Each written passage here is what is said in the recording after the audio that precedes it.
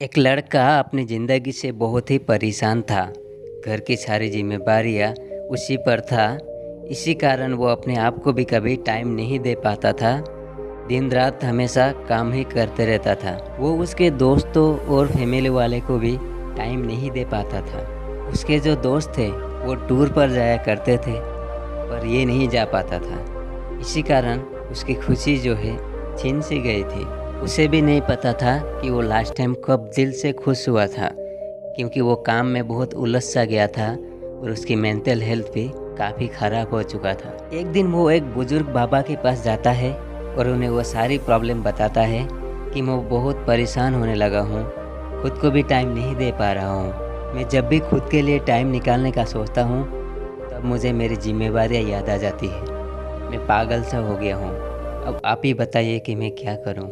ये सब सुनने के बाद वो बुज़ुर्ग बाबा कहते हैं कल उसे नदी के पास आकर मिलने के लिए। और जब वो कल नदी के पास मिलने जाता है तो वो बाबा पहले से उसका इंतज़ार कर रहे होते हैं। लड़का बाबा से कहता है कि बताइए बाबा, अब मैं क्या करूं। बुज़ुर्ग बाबा उससे कहते हैं बताता हूं, लेकिन इससे पहले हमें नदी के उस पार जाना है।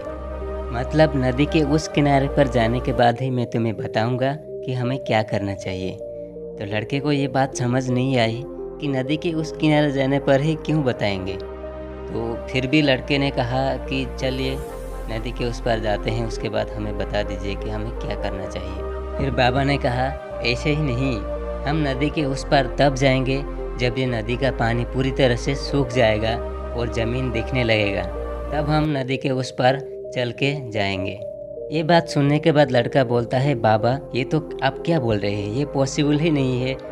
जब नदी का पानी पूरा सूख जाएगा तब हम उस पार जाएंगे, ये तो हो ही नहीं सकता।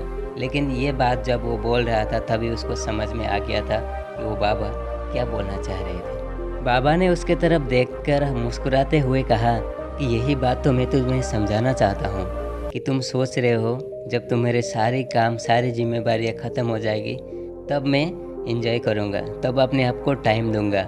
ये कभी हो ही नहीं सकता, क्योंकि जिम्मेदारियाँ कभी ख़त्म नहीं होती। तब वो लड़का पूरी तरह से समझ चुका था कि जिम्मेदारियाँ सबकी होती है, चाहे अमीर हो या गरीब।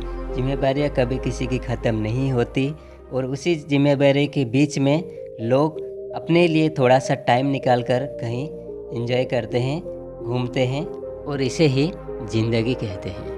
तो दोस्तों ये कहानी से हमें ये सीख मिलती है कि ज़िंदगी बहुत छोटी है और टाइम बहुत फास्ट, इसीलिए हमें अपनी ज़िंदगी में ही कभी कभी एंजॉय कर लेना चाहिए, अपने लिए भी कभी समय निकालना चाहिए, नहीं तो टाइम जो है गुजर जाएगी। कहानी अच्छी लगी तो शेयर ज़रूर करना।